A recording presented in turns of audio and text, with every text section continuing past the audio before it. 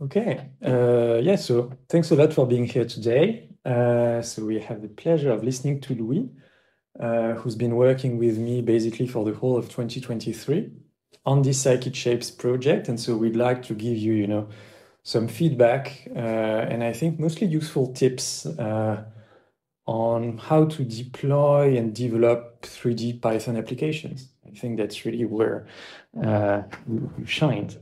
First, a few quick words of introduction on why we decided to start this project. Yeah, so for the introduction, so I think the objective reality is that the barrier of entry to shape analysis is too high. Everything we do around here, if you've listened to the last few shape seminars, you've seen me talking about real-time long registration with point clouds. Maybe you've seen Anna Song present fancy 3D texture models to generate arbitrary combinations of curves and surfaces. And even today I pushed on archive with a friend of mine an optimal transport-based model for like cell aggregates, so with fancy ray traced pictures.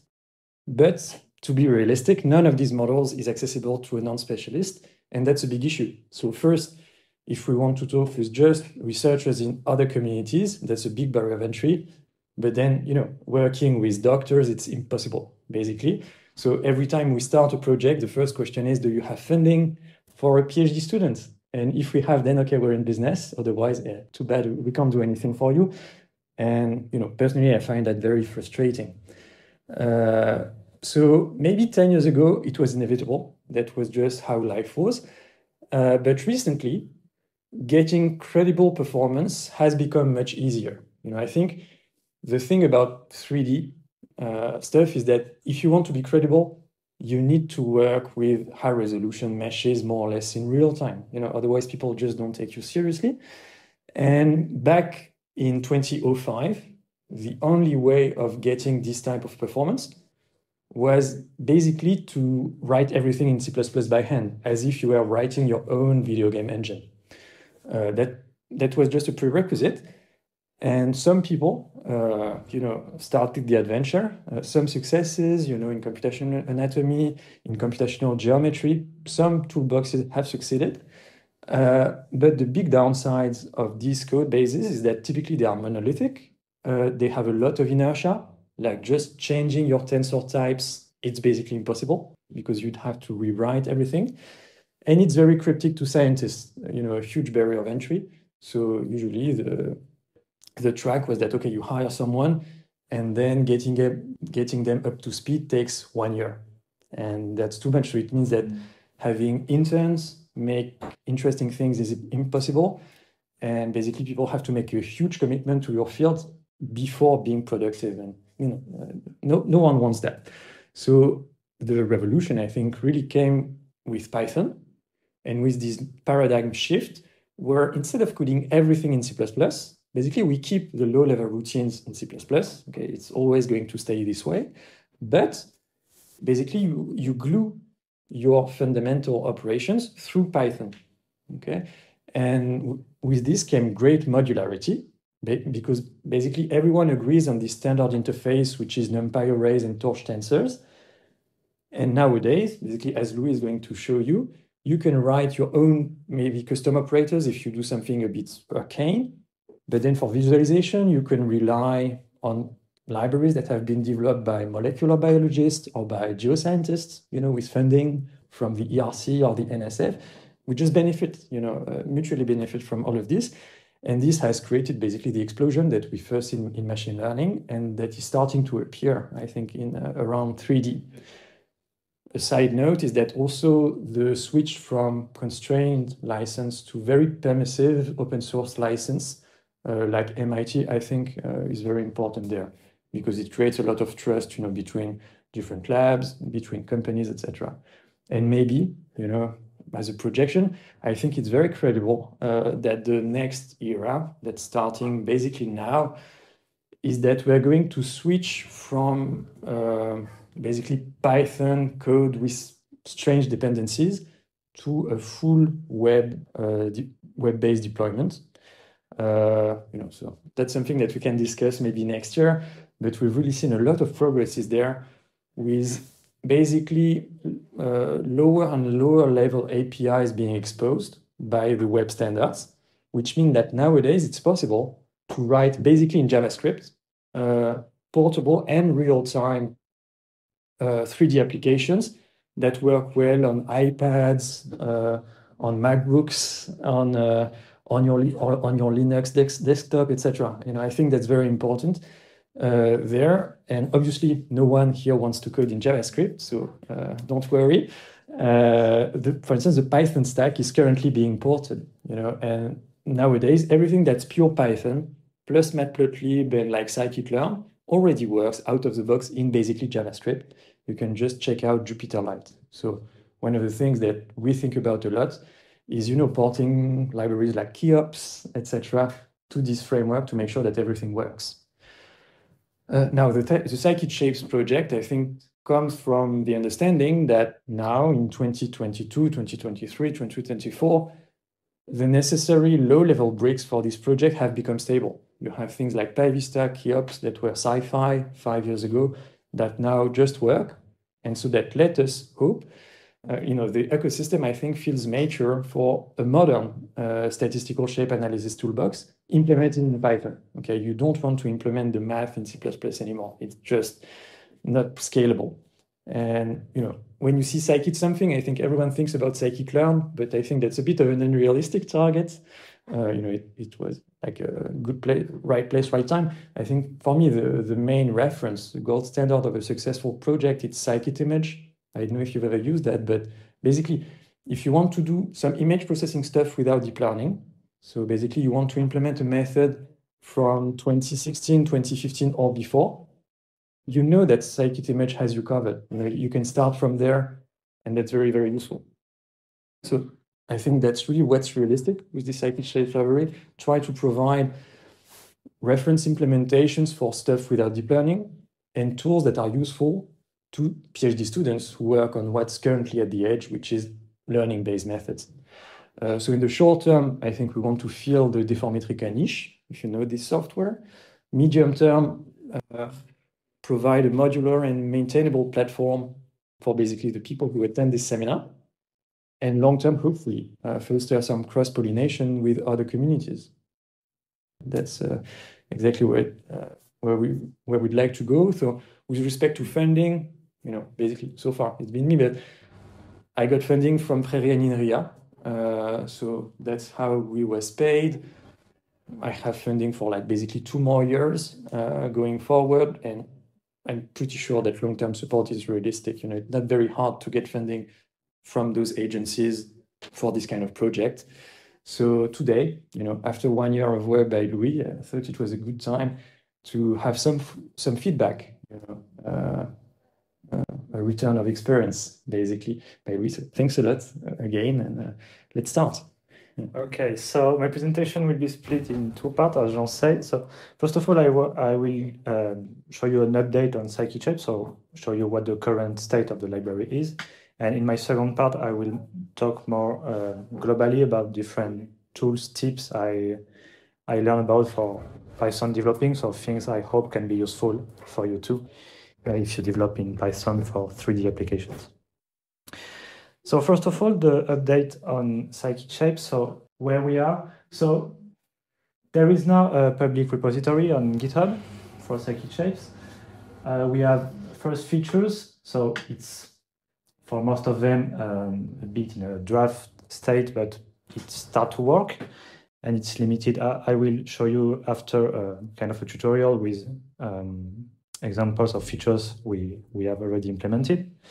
The code architecture have been set up, so it could be improved in the future, but we have set up pipelines for testing, compilation on different platforms, etc. And so, yes, now you can install the development version, so it's just a copy from GitHub.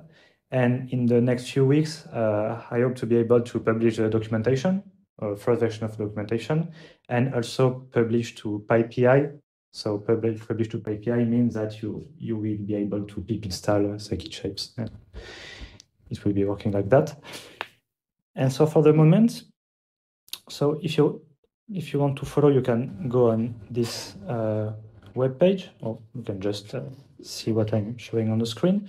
So I did a small tutorial. I will just present you the 3 first notebooks here.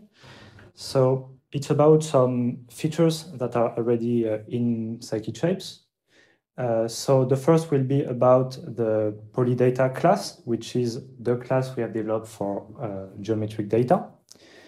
Then about multiscale, which is something that we want to incorporate as a core feature of scikit-shapes, the ability to see data easily at multiscale. And I will give you just a quick example on registration. So the first notebook is about... And maybe if you can try to invert the colors. Okay. Sorry. I don't know if it will be more visible. I can do if you just this. Yeah, it's better. It's better? Okay. So the first thing I want to show you is the polydata class. So polydata means polygonal data. So it's a class that handles basically 3 types of data. So it could be just point clouds, so just point in 2D or 3D space. Wireframe, which is points plus edges, or triangle meshes, which is points plus triangles. And so the same class is able to encode those 3 kind of data depending on the initialization. If you give triangles or if you just give points, you will have a different type of polydata, but all of them, it's under the umbrella of polydata class. And you can define them by hand, calling polydata with points, edges, triangles, or from a file. So we rely on the input-output system of PyVista. So I think great collection of fill format that are used in 3D are supported here. So here, for example, PLY.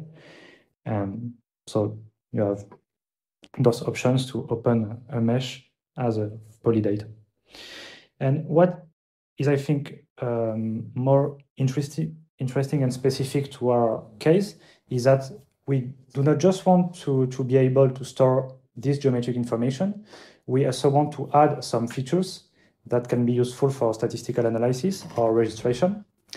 And so we developed 3 kind of features that you can add with your geometric object. So the first is what I call signal. Is just like a numerical signal, which could be float or integer, and that can be associated with triangle, edge, or point. And so the way the current interface is like this, you can add triangle data. So here I just add random signals, and the only constraint on the dimension of the signal is that the first dimension must be, so here if you are adding the edge data, the first argument must be able to the number of edges. And so it opens a way for adding, I don't know, every kind of signal you want to use, for example, eigenfunctions on your mesh or whatever you want. We also provide some pre-computed signals like triangle centers, triangle areas, and simple things like that. And what you also can do is to represent, so it works better with point data because it's based on the PyVista engine and it is written for point data. You can represent your signal here on the viewer. So the other kind of features we want to be able to deal with is landmarks. And so in our case, landmark will be a list of indices, which represent the vertices of the shape. And so if you are looking here on the website, you just see that I did manually a set of landmark. But if you can install a scikit-shapes and run the script.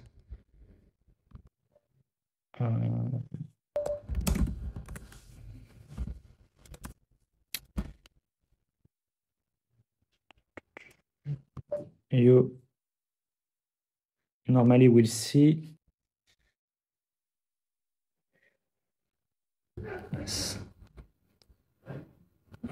that you have here an interactive window, and you have instruction, and you can add the landmarks. So by clicking on E, I add landmarks. I don't know, I can add them. I can delete the last one with D. And so then there is an interactive application to select landmarks. And after that, the landmarks are stored in the polydata object.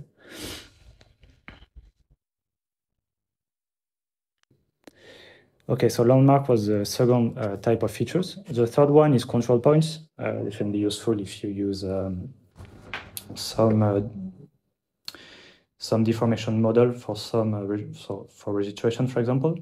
Here, control points are just represented by another polydata than you attach to your polydata. So, okay. I think it was just because he proposed to install some updates for Ubuntu, so I think. So it's okay, I'm at the same place. Okay, so just control point, it's another polydata that you attach to your polydata. So you can add what you want, and we provide just one method is bounding grid to automatically create a grid around the shape. So it's a very basic feature. We can maybe add other ones as examples of control points. And so we have those three types of features that come with the polydata class: signals, landmarks, and control points. And now the last thing I want to show you is that you can save and load back your polydata class and how you can preserve those information. So there is a save method that allows you to save your object, and to be able to recover all your information, you need to use VTK. If you use other file format, most of the time you will lose everything but the geometric information.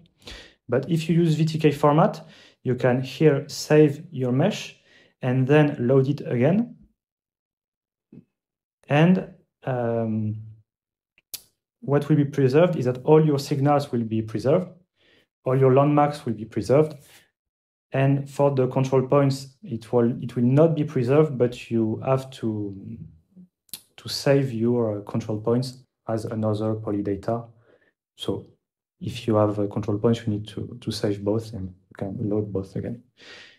But you have this interaction with your disk if you want to save things and load it later. So this was for the polydata class. I don't know if you have questions. Yeah, so is it only 3D or? You have 3D or 2D? 3D, okay. And what is the interaction between edges and triangles? Because apparently when you load the triangles, it will compute edges.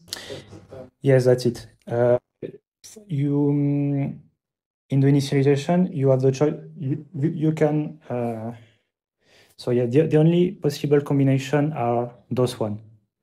And if you provide triangles, then if you call .edge, it will just it will compute them. Yes. But if you provide edges, there's no triangle. I mean, there's no requirement that it corresponds to a triangle mesh. No, you can just, like, for example, you can have an example with a circle, so you have just points and edges. So yes, you can curve, something like that. You can load curve. Okay.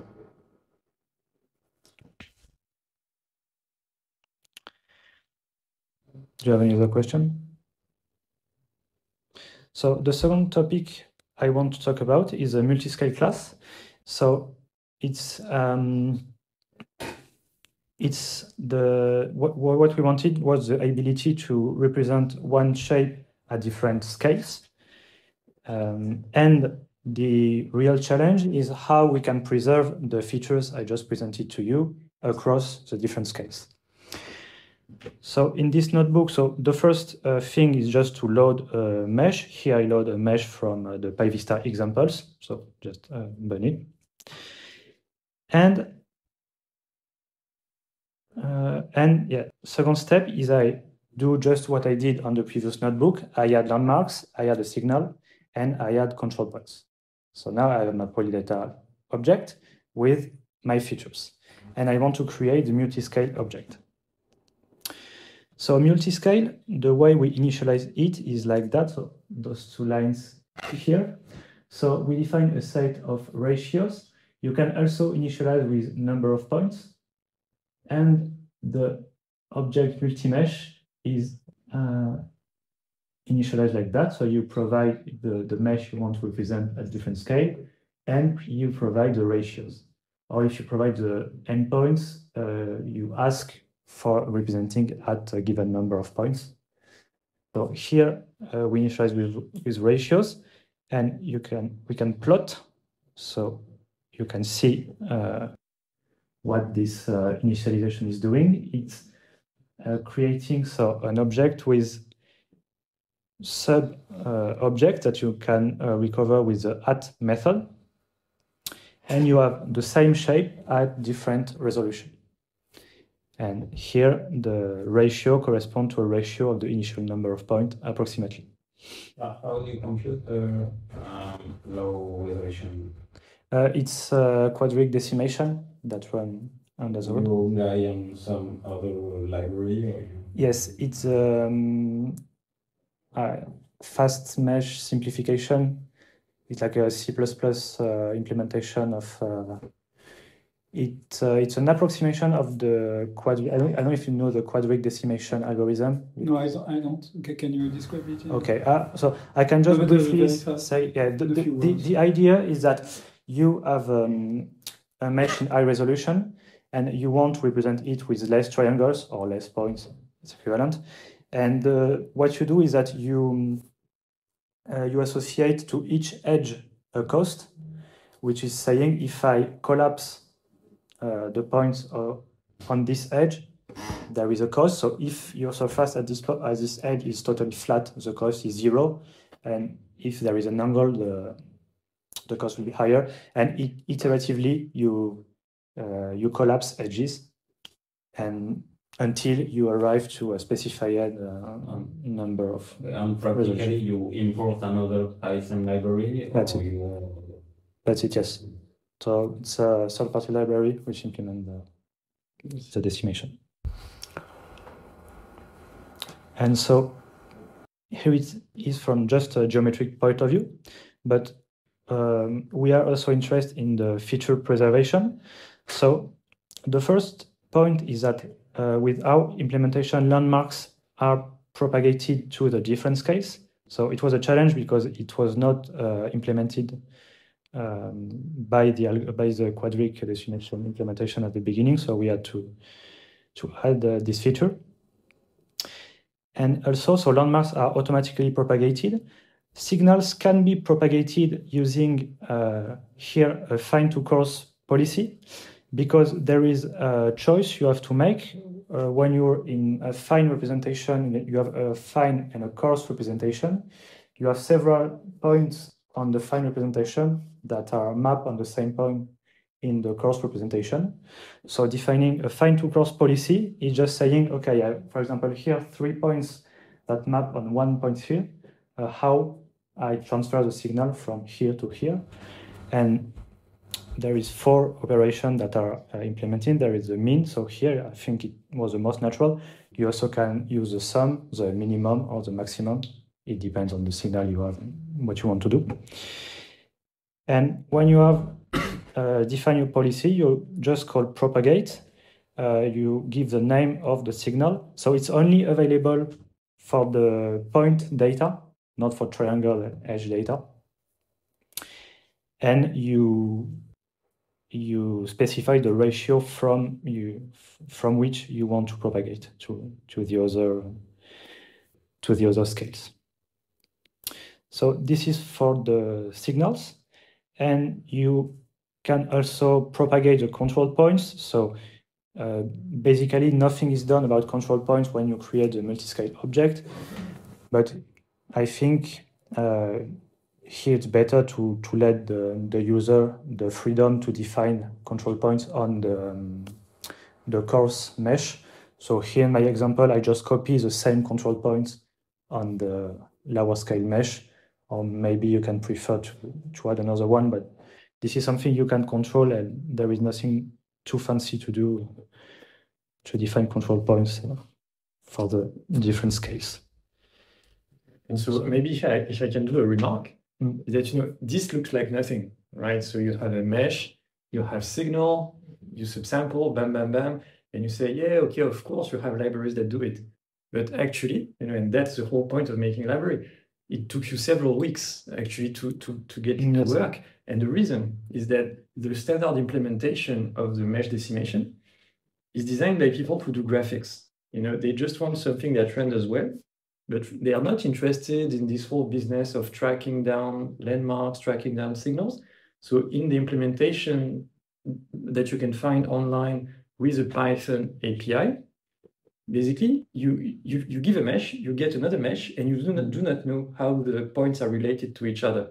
And so basically what we had to do was to, look at the C++ implementation, add the necessary modification basically to keep track of the parents of the nodes, to keep track of all that, and basically merge it upstream in the library that provides it so that now it works. And I think that's typical. I think in 3D you have many operations that all the experts know how it works. And basically the assumption is that if you want to use them, you have to code it yourself by hand. And the thing is that if you ask all the students to know how does algorithm work, then basically you're never getting to real biomedical applications. And so that's really the trade-off. And so, I think the whole point of a library, or just the rendering, that's by this time, that's amazing. Like a few years ago, it was very, very hard to get those clean images. You can show it's interactive in the browser. Yes, that's totally sci-fi. Yes. Okay, so here it takes time. I don't know what is your crappy connection. Yes, maybe I will try with just this one. Okay, it should work. No, it's less than 1 second. No, it's not possible. But you try on your computer? It's possible. That is. It does work. If you have a reasonable connection, it should take a fraction of a second. Okay, so you can, yes, you have. But it's not it has to use internet connection? Yeah. Yes. Because basically it's like a video, if you want. Like when you type interactive, it loads basically the 3D file that weighs a few kilobytes. It's not loaded directly from the... No, because basically you give the option to users, if they are in the subway or something, they just use the image, and otherwise they use interactive scene. So yes, you can just. Okay, so this was for the multiscale. So just to mention that for the moment, multiscale is just implemented for triangle meshes, like here. And we also plan to use the same interface for point clouds and wireframe mesh in the future. So it will be the same ideas for other modality, but yes. And another point also is that we could have started with images. That's also a very reasonable starting point. It's just that we started with polygonal data because I think that this is the least well supported thing, in open source libraries. And especially because around Paris, we have so much expertise on how to deal with meshes that it was okay, let's start with that. And then at some point, we all know that this can all be implemented with images. People give segmentation maps, etc. That's doable, but I think you have to start with what you know very well, and that's going to feel a demand.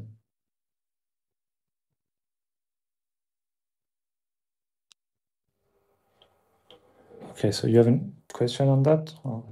It's okay. So the next topic, so I will just briefly talk about registration because I think it will be in the next months is a And oh, I don't have my keep your internet connection, and so now he doesn't even want to render matrix.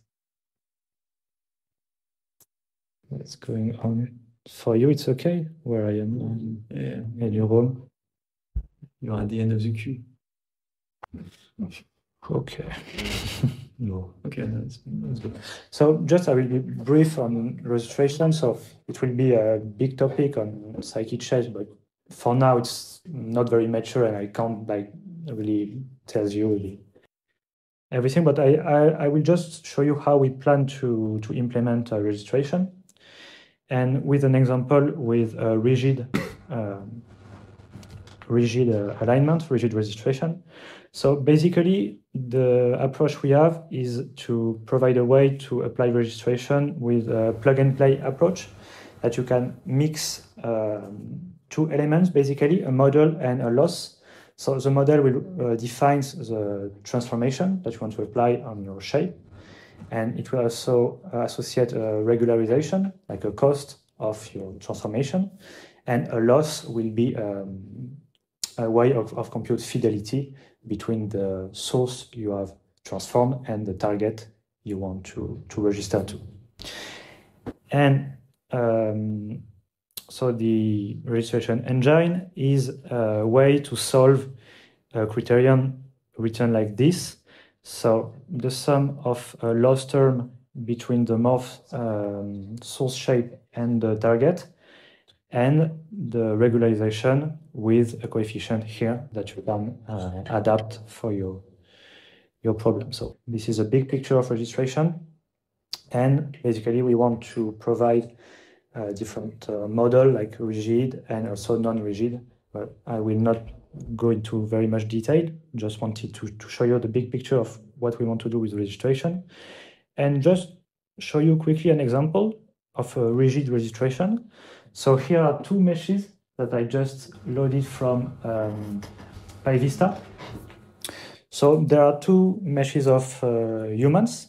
One characteristic is that they are not in correspondence, like they do not have, for example, the same resolution, but they both represent a human pose, and so maybe you may want to align them. So this is the position on the 3D space of both meshes, so they are not aligned, and you want to align them. So what you can do practically in scikit-shapes is like you define a loss function. So some loss functions are defined in scikit-shapes. So here it's based on nearest neighbor.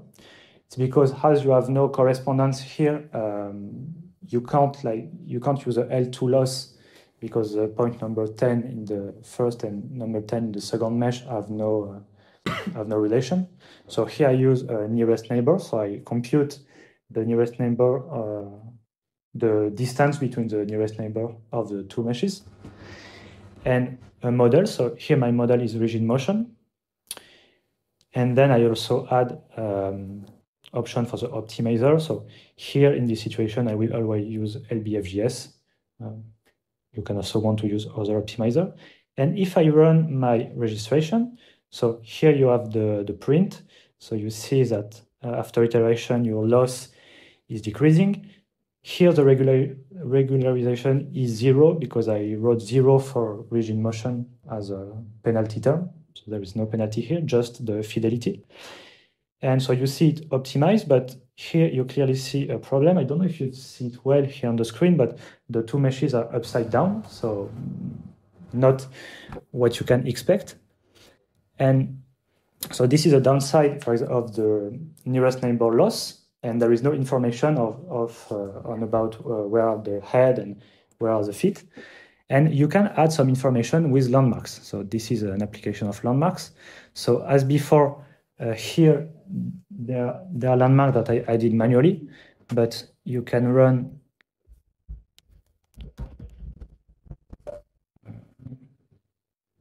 if you run it locally, you will have an application to select landmark on the two meshes. Sorry, I need to wait a bit. Okay. So it's the same application as previously, but when I call it with 2 or more meshes, what can I do now is to select landmarks that will correspond in different meshes. So I think 2 are sufficient. I have 2 landmarks here and the same here. Okay. And then I run again my registration, but this time the loss has changed and the loss take the landmarks into account. And now the result, my alignment is better. And this is also to illustrate the fact that you can create loss functions as sum or linear combination of other loss functions. So here I had the landmark loss, which is the mean L2 distance between landmarks, and the nearest neighbor loss. And with that extra information, I am able to align the mesh. So just to give you a taste of what is already on scikit-shapes and the idea about the registration class, how you can use it. For non-rigid registration, I think it should be improved a bit now. We have basic implementation, but I think we need more work to be able to present them robustly. At the beginning of the notebook, there is it's written when you load the data, you write point data clear. Yes, yes, it's not clear, and to be honest, it's because I use a PyVista function which is clean, which is a VTK clean function. I think this is because maybe there is something like duplicated triangle, something like that. And I always call clean, so when I load the data. Yeah. Clear. Ah, sorry. Clear. Just yeah. Ah, okay. Yeah. You load and then you Point data dot clear.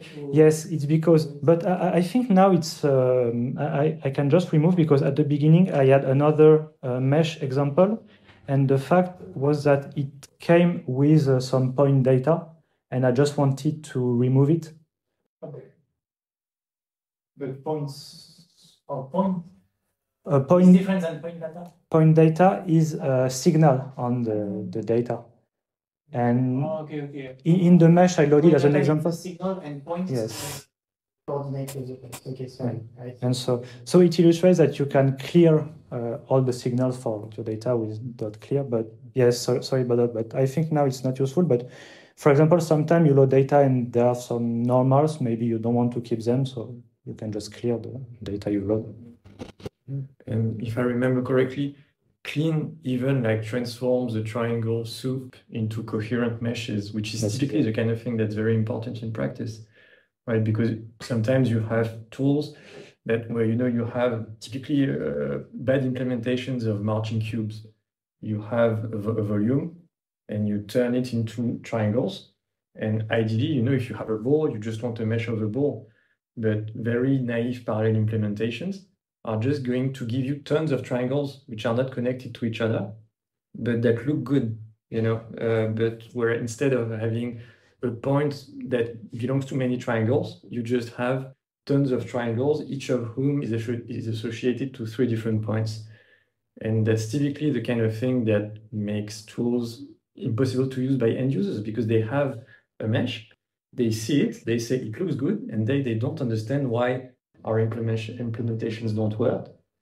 And nowadays, because the people at VTK, etc., have worked so much, now you just call a function called like clean that removes all those annoyances and that allows us to focus on statistics, models, etc. Yes, so it didn't apply here, but I don't think so. But there is a warning when this clean operation is done, and basically. If you have extra signal, you lost it when clean is called, and yeah, it's basically for triangle soup that happened. So this is it for the presentation of the Okay, features. so you don't want to show the non-rigid stuff? I think I have no time. I want to Okay. to move on. So maybe later on, if you have question, I can show. Or you can look if you want at the notebook, and we can discuss about it. But I prefer to move on because I spend already time here. So now my second part is that I want to share with you some tools and some tips I used for this year when developing scikit-shapes and things that I think could be useful for you, as I think part of you are using Python for 3D. So the first thing is a 3D viewer in web browser. So Jean talked a little about it. So you have this time lot of effort around VTK ecosystem for integrating into web visualization.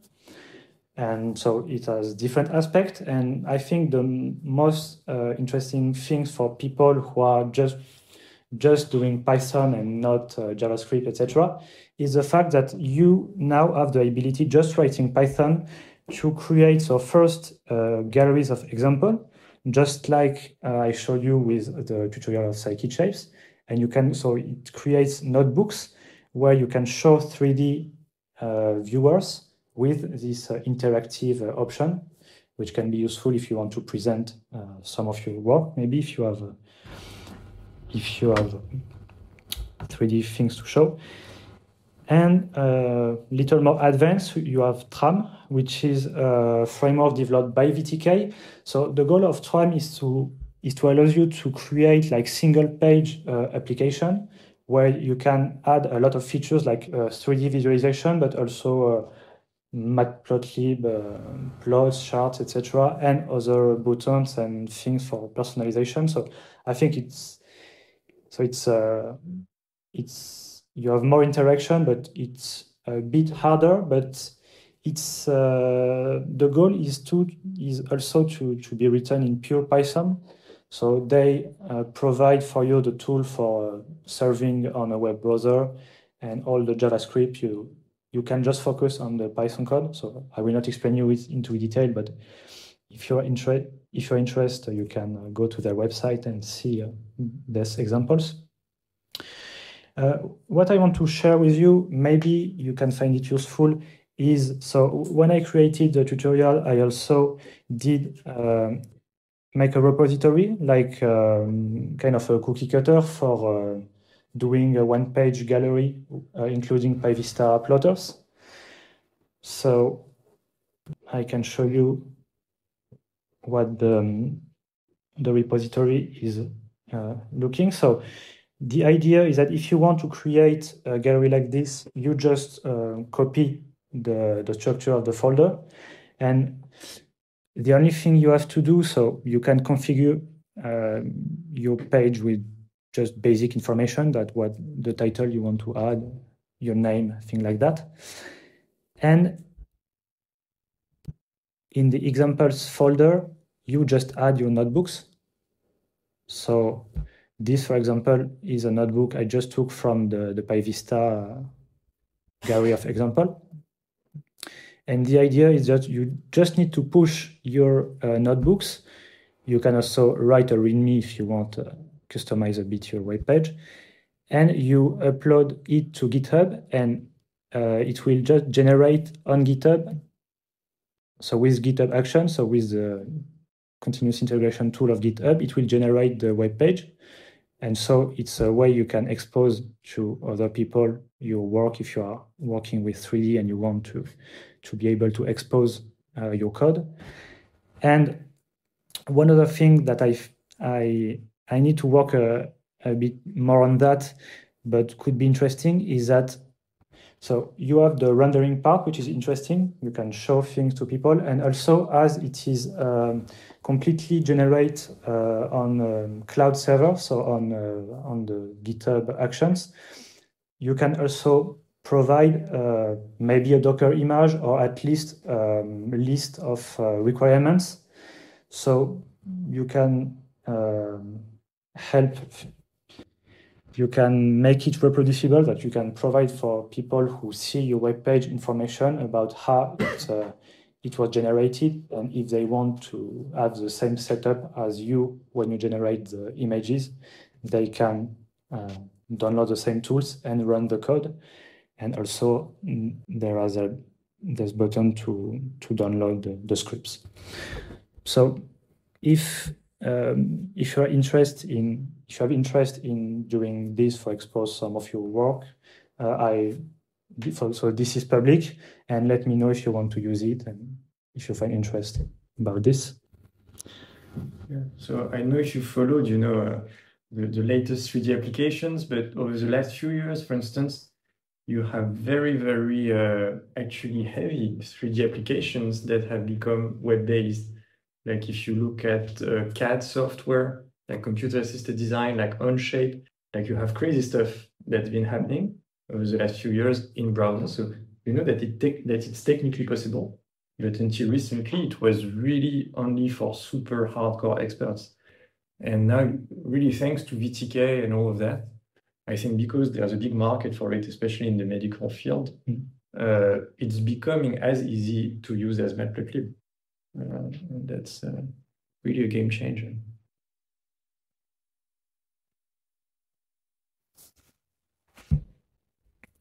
So my second third part in this part is I just want to mention to you a tool that helped me a lot for write Python package.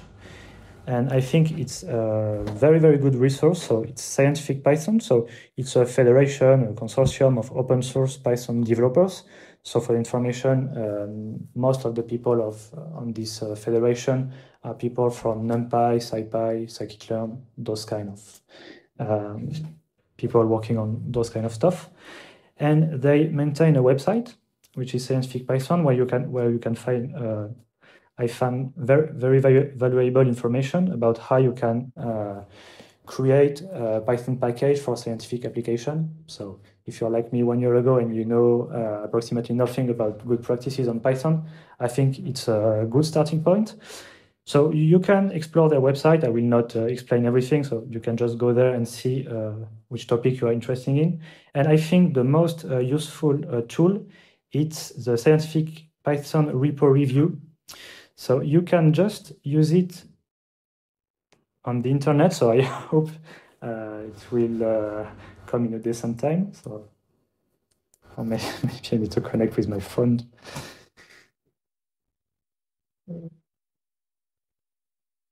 So is it part of Scientific Python? Is it part of the, so I missed, so what you're going to present, is it part of Scientific Python? Or? Yes. Okay, so I can have access to it? Oh, yes, you can. So if you look at the okay, here I can't. No, it's only dark mode, sorry. Yeah.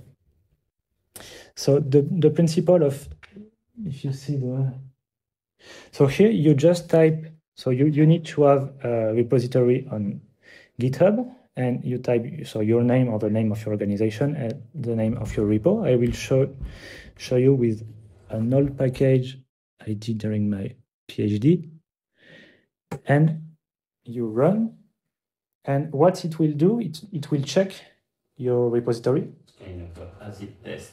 Yes, and For your Python. And it will hold. Yes, normally it's a fraction of a second. Normally it's a real time, but I'm sorry about that.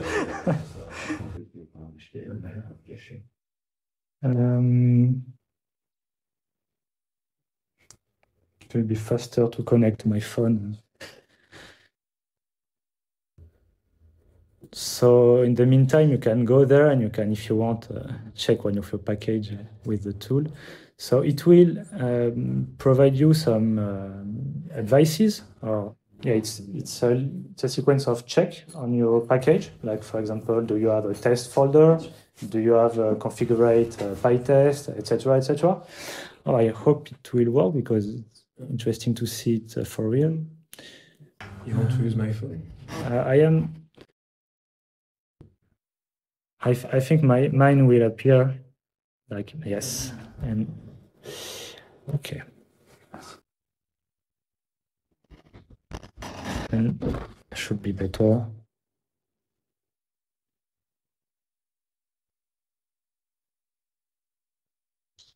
Oh.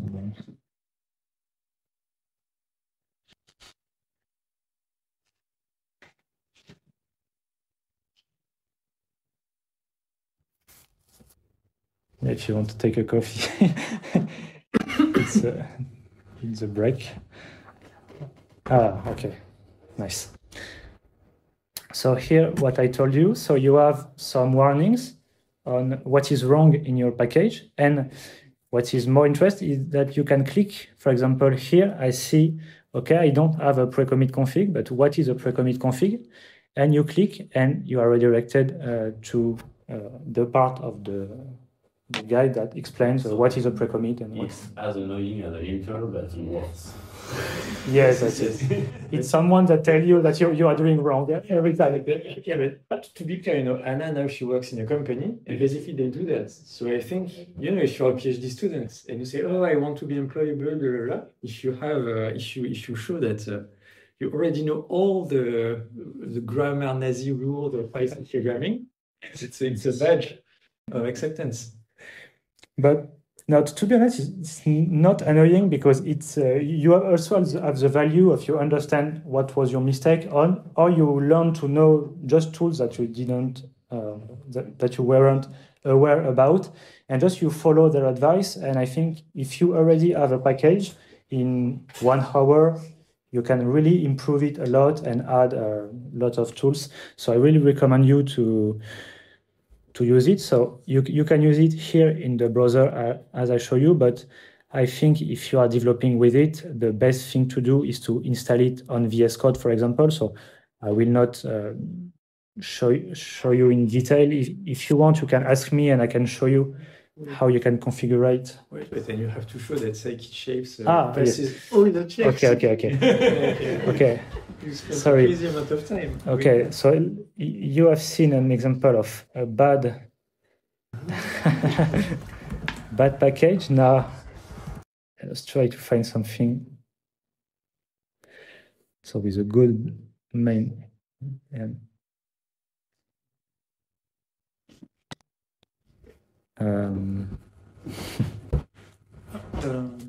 now, okay. But to be honest, one thing is that when you configure your package, you can also disable some warnings. So it's also a way to have only green. But for example, for example, here we don't use MyPy, so I just disable the MyPy advices. So it's something that you can configure and you can tailor for your need. And I think it's a good way. It's like having people with know about everything, just telling you, okay, you can use it, you can use it. And so I recommend if you have some package that you want to improve. Okay, and so if you want to install it, ask me, I will explain you. And okay, just to finish, I just want to briefly talk about runtime typing. This is something we use in scikit-shapes. So I call it a way to robustify your Python code. So just a primer on type annotation. So I don't know if you're familiar with it, but in Python, so Python is a dynamically typed language, meaning that you do not need to specify when you define a variable, the type of the variable. But you can use type annotation, which is a way to annotate your code with some types. So here is an example when you annotate the argument of a function and the type of the return. When you are defining a function like that, basically it does nothing. You can write that sum is an integer, and it returns an integer. You can call it with strings, it will work. So basically putting annotation does nothing if you're just doing it, but your annotation, so first, can help people that are reading your code have an idea of what are the meaning of your arguments. And they also can be used by other libraries or other tools. So one example is for documentation. So if you annotate with the type, you can have in the documentation the type you annotated, so something useful. And you also have other tools that are type checkers. So there are two types of type checkers. The first one is static type checkers. So the principle is that your code base will be read without running the code, but just looking at the code. And a type checker will try to figure out if you are calling your function in a correct way regarding to your annotation and your types. So it requires some work because you need to basically type your function, but also the variable, because without executing the code, the tool must be able to infer the type of your variable. So we don't use it in scikit-shapes. I think it's a very good practice if you have if you use a static type checker. So the most famous one is MyPy. But this is really an extra work in addition to coding. So predicting something as annoying as a compiler. Yes, that's because you have to. You lose with static. A lot of the advantage of Python is that it's not the same. So you need to write kind of C++. No, it's nice. And what we use in scikit-shapes, and I think it's more. It requires less. It requires less change to the code. Is to use runtime type checkers. So here the types are checked just when you run your program and when you call the function.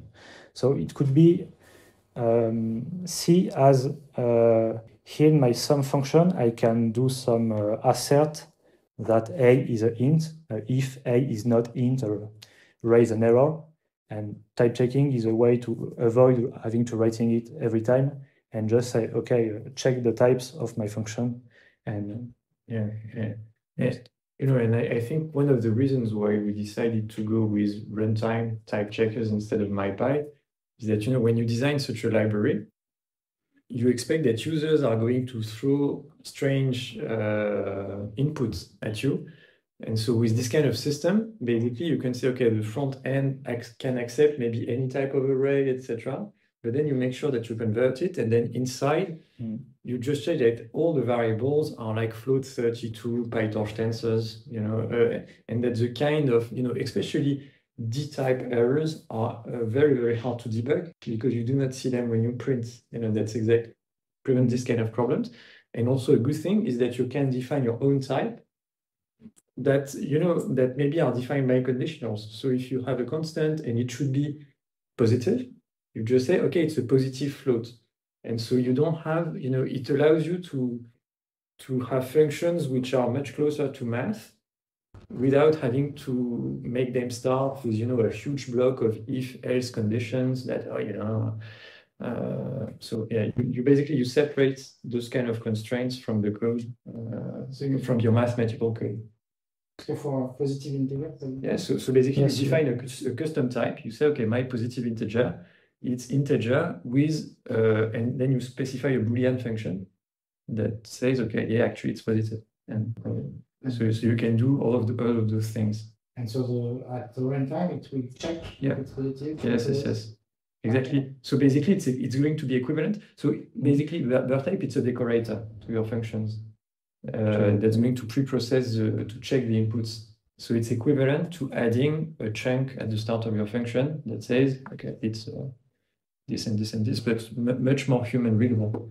Maybe it will be more clear here on an example. So we are using two tools, so beertype and JAX typing. So beertype is the engine that will do the type checking, which add for you all the if statements to check that your arguments are good. And JAX typing is a tool to annotate tensor or NumPy arrays and to specify things like, okay, I want to have just arrays with a 3-dimension and or a specific dimension with float or integer. So JAX typing from JAX.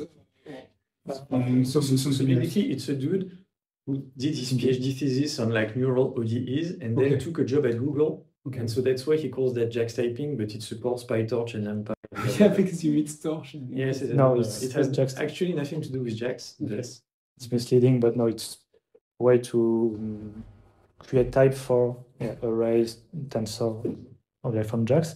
And here it's an example where I define a function translate, which takes points, translation vector t, and return points plus t. And here, what I do is I define custom types.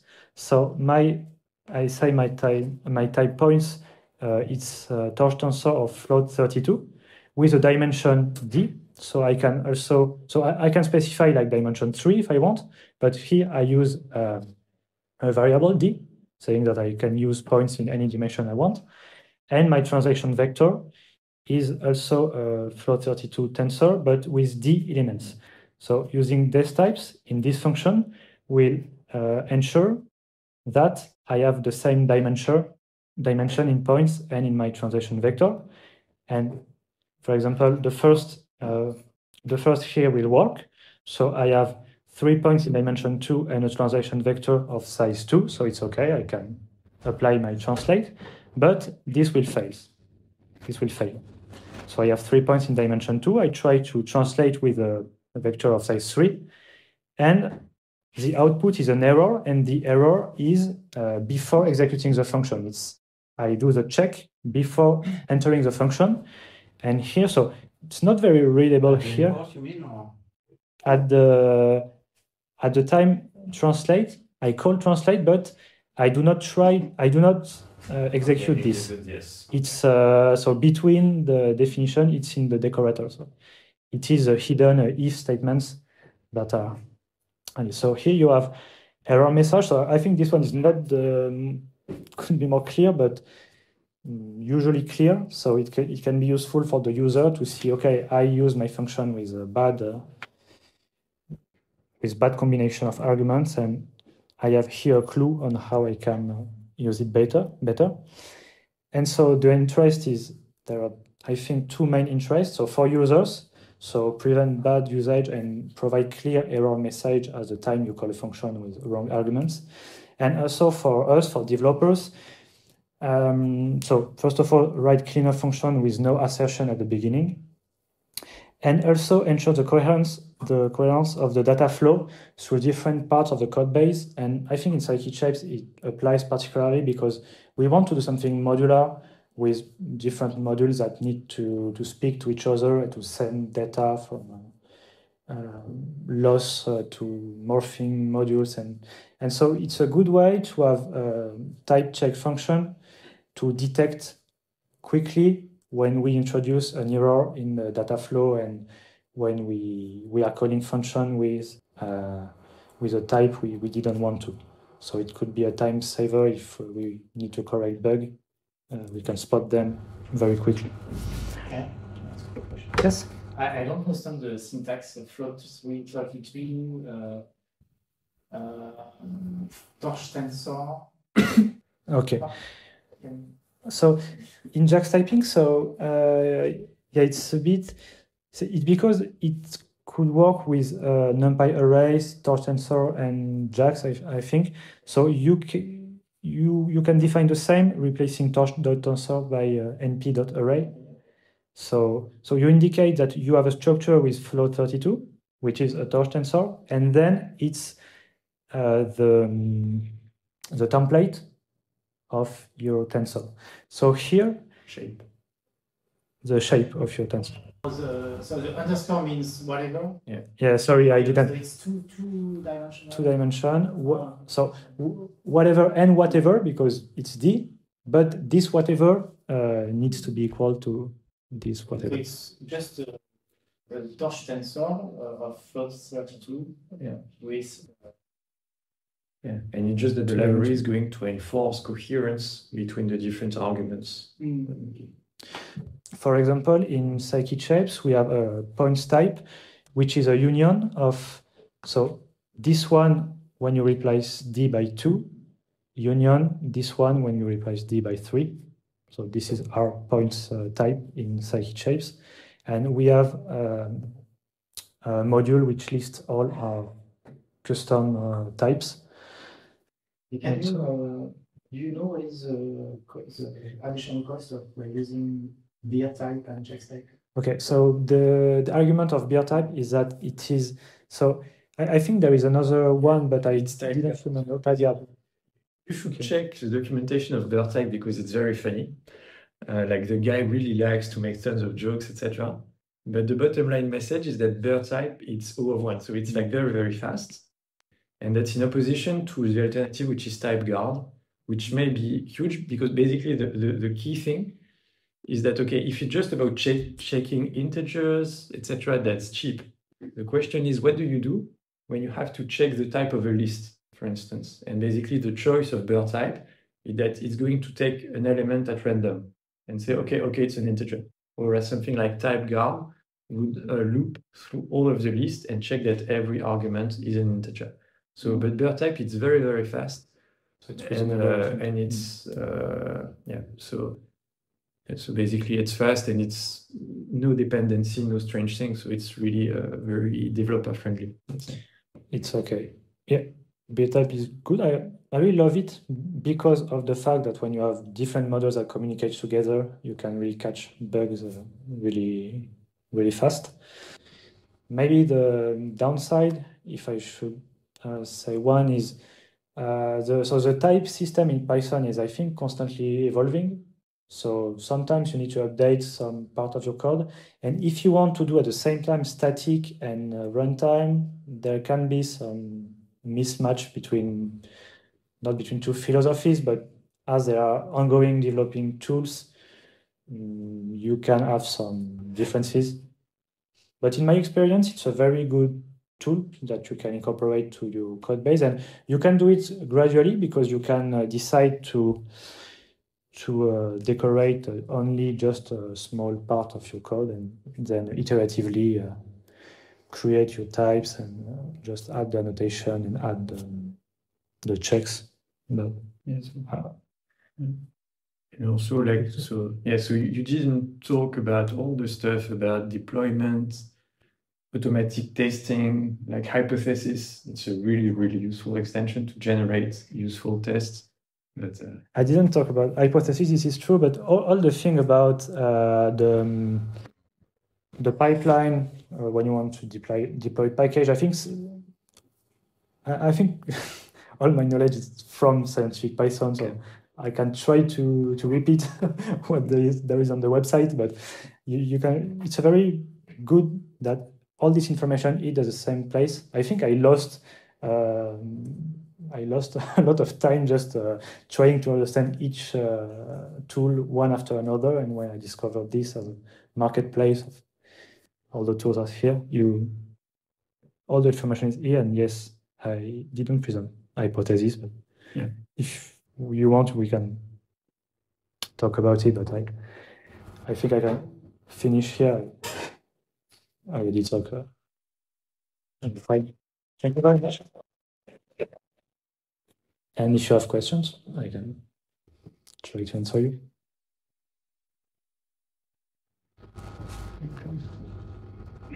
Yeah, so we're probably good, except if Johan smiles. No. I have questions about non-rigid registration.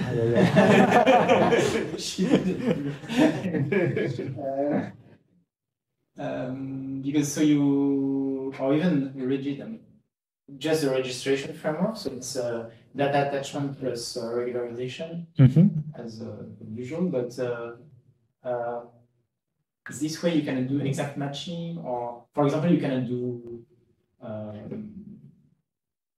like how would you do optimal transfer? For example, it's not really registration, or how do you? Because you could use optimal transfer for registration, but it does not really fit in. Does optimal? So I can. You can use it as a loss function. You can compute the loss function. But as a. So if you want to have a map, I mean, but it's not only. Also, you can do exact. I don't know. I'm just wondering if it's not a bit too restrictive. Some methods might. I think so.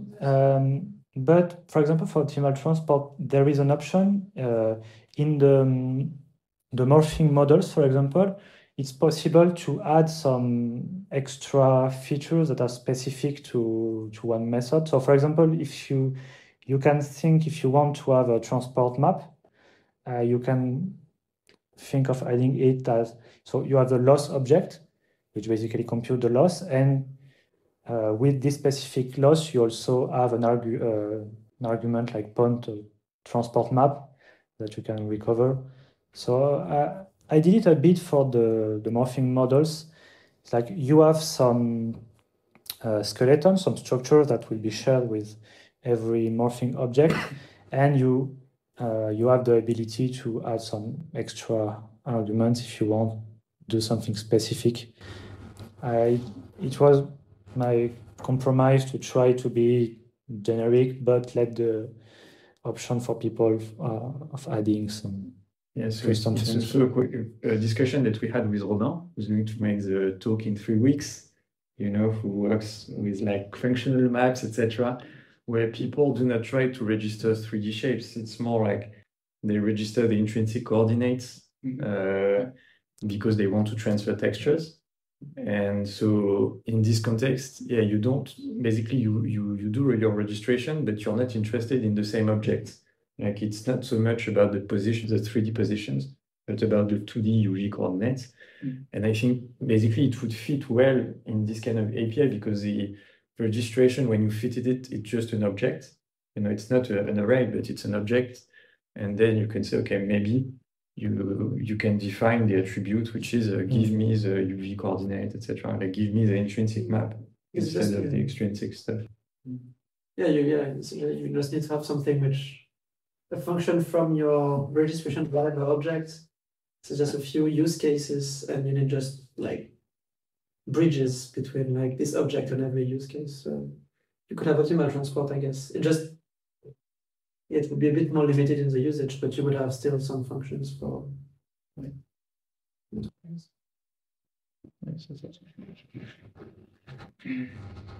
Okay. Yeah, so probably we can indicate. So. Another question about multiscale. Multiscale, and so you do not interact multiscale with registration yet? Or is it also? No, it's not.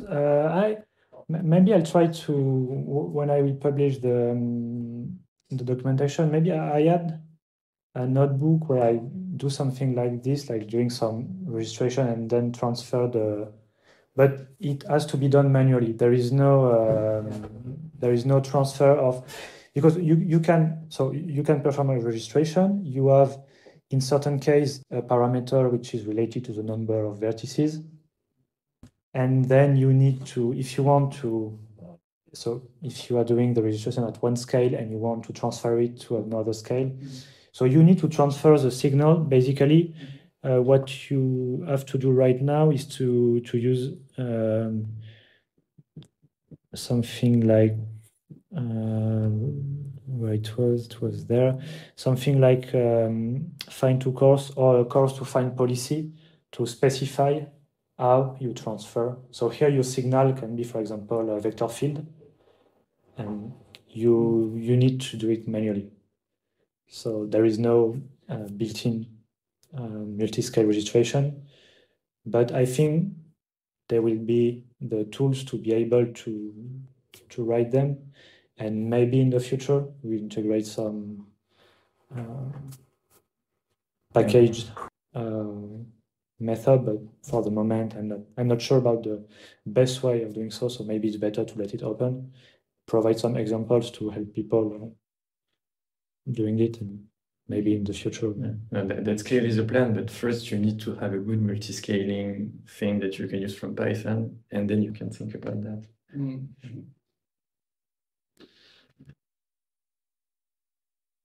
Do you have some kind of roadmap of what you want to implement in like the next, let's say, year or so? Yeah, I say realistically, that's it, basically. Finish multiscale for point clouds.